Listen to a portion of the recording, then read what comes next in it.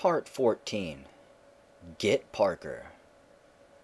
The dock wagon job left a lump of worry in Kat's gut as the night grew long. Way too easy. Her small crew strolled into a dock wagon facility, uploaded false worker IDs, and made off with an Ares City Master medical transport, all without firing a single round. Kitsune was smoking and scouring Kat's closet for a dress to wear. It had to be something that would catch the musician Marshall Parker's attention. Kitsune would be the bait to reel him in. She pulled Kat aside. "Kat, there's something wrong about this."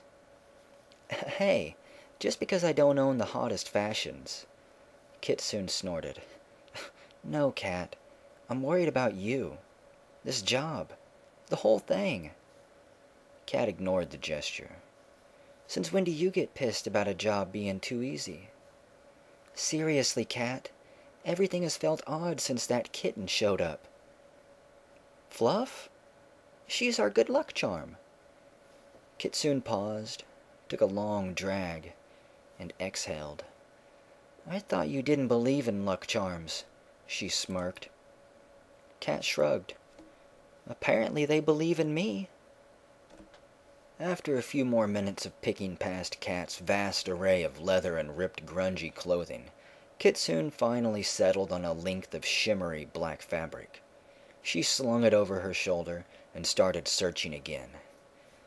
"You know, I used to go out with a guy, a dog shaman, who sort of lost his way. He started making bad choices and woke up one day half dead in the city morgue. That day the dog spirit came to him in material form and helped him find his way back." "You said something like that before. Like Fluff is my familiar or spirit guide or something. You were lost for so long after you tangled with that dragon. Then one day this kitten comes along, just like with my friend Jake. Now you're acting like he did when Dog came to him. You're acting like Fluff is somehow your spirit guide. But Kat, there is one huge problem. Everything that I know, that I believe in, tells me Deckers can't have spirit guides." Both women stared at the small kitten stretched out in the closet doorway licking itself. She saw the worry in the shaman's eyes and thought it was absurd. She told Kitsune not to worry and left her rummaging through the closet. Kat still had one last thing to take care of before they kidnapped Marshall Parker. She headed downstairs and signaled for a grid-linked autocab. She climbed in the back of the cab, slotted her cred stick, and entered the address for matchsticks. The auto nav beeped, and the cab eased into evening traffic. Kat settled back and closed her eyes. The worry-shaped lump in her gut flowered into doubt and fear.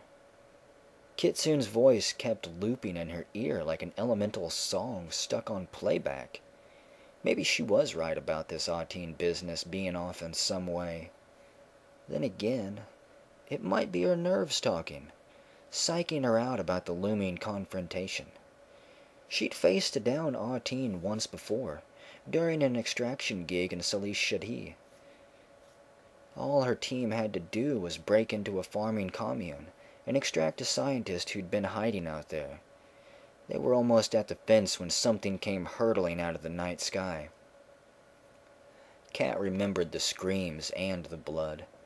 She remembered seeing the flecks of gold on the beast's snout as it snatched her up simple as flicking an ant. Her next memories were hospital beds, then a half-dozen surgeries. She started asking questions about what happened and how. It took a year to get the name of the thing that swallowed her leg. Ateen. She hissed the name under her breath. Heat filled her cheeks and she wiped at her eyes in the dingy Seattle cab. Fluff protested inside the bag, producing a series of irritated mews. RC was more or less where Kat left him days ago, nursing a tall draft at the bar. He wore black slacks and a tight-fitting black top that left no room for bulky cyberware. The stools on either side of the massive troll remained empty. Rye's Corlett was manning the bar again. She called long-haired Elf over and ordered a neat scotch and another beer for R.C. Cat plopped down beside the troll and slid a small plastic card between his elbows. "What's this?" R.C.'s grin showed pearl-white fangs and perfect teeth. She sipped her scotch, letting the strategist work it out on his own. R.C. held the card between two thick brown fingers, taking in the information. Then he set the card down gently and pushed it back towards her. Cat didn't pick it up. "Expensive cover. What is it? Insertion? Extraction? Or assassination?" "We're not going to kill the target. Our job is to get him to a street dock, and get him back inside the Renraku arcology in one piece." R.C. worked it out in his head. He was thinking about the Red Samurai, Renraku's deadly special security division. Few runners that crossed them lived to tell about it. "I suppose you have a plan to get him out?" Remember Mako Sochu?" The troll nodded. "He got a message to Parker that Andrea Frost would be playing a set at the club tonight. Andrea Frost was lead vocalist of the legendary band Concrete Dreams. Though the group had retired from the biz, the members occasionally did sets at Club Penumbra. Seeing her in concert was worth leaving the safety and comfort of the Renraku arcology." "So what happens after you put him back?" Cat worked at the scotch a bit more, filling her mouth with it before swallowing. The burn made her voice crack a bit when she spoke. "This guy is our way to get to the real target. I won't lie to you, R.C. It's wet work." "Dreck, Cat. You know I don't do that stuff anymore." "We've stretched ourselves to the limit, R.C., and we're almost out of time. My crew won't do it without you." "Won't?" She swallowed more of her scotch. "Hejimon thinks we can't. These guys, they know their jobs, but they don't know how to get in and out of places like you do." "Okay. Tell me the plan." "Well, our target is a musician named Marshall Parker. There is a street doc waiting for us to deliver Mr. Parker to his clinic tonight. The doc will inject him with a time-release agent that should cause Parker's biomonitor bracelet to go haywire at a time of our choosing. When Doc Wagon sends a response team, we can be the first unit on scene." R.C. finished the thought for her. "And your medical credentials will get you past security and face-to-face with your real target. Nice plan, Cat. But it doesn't sound like one of yours." "It isn't. Mr. Johnson set the whole thing up." "You trust it?" "The plan?" "The Johnson." "Dreck, R.C. I haven't trusted anyone since Joshua Fenneman put my crew on that Salih Shadid run." R.C. looked at her cyberleg and raised an eyebrow. "Who is the target?" "The plan is solid, R.C. With you on board, it'll be a milk run." "The target?"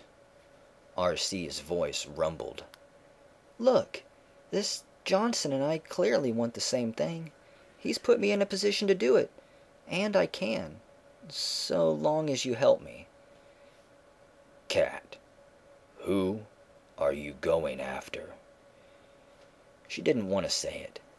She knew how he felt about what happened in the Salish, but if he was going to join them, he had to know everything. Cat took a deep breath and said, "Autine." "This about what he did to you?"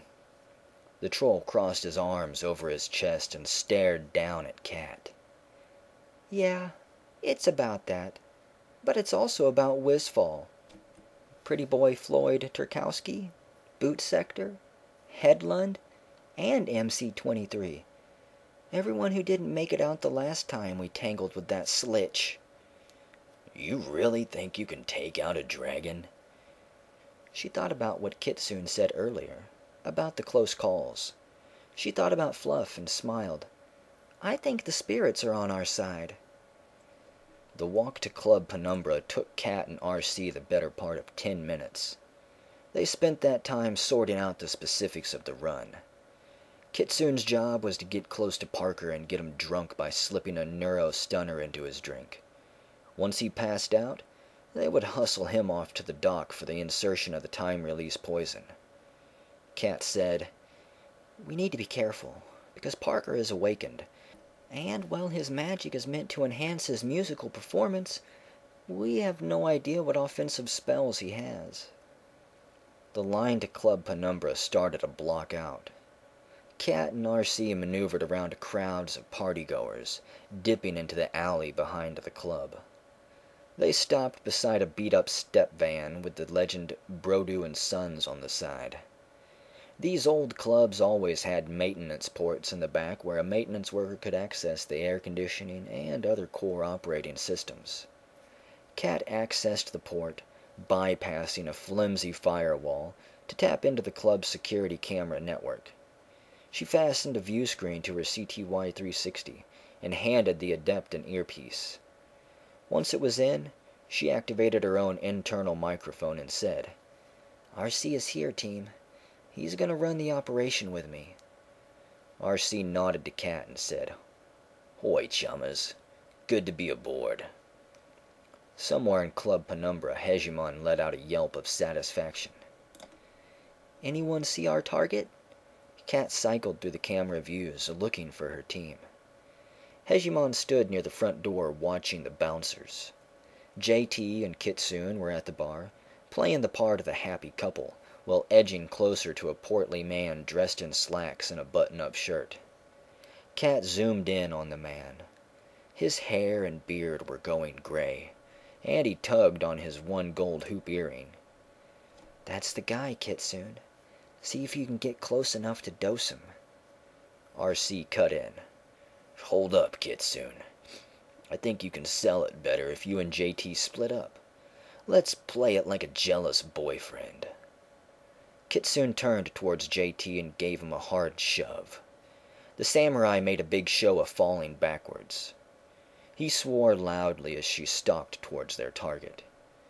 Kitsoon's black skirt was slit all the way up the side, showing hints of the glowing fox tattooed inked into her hip.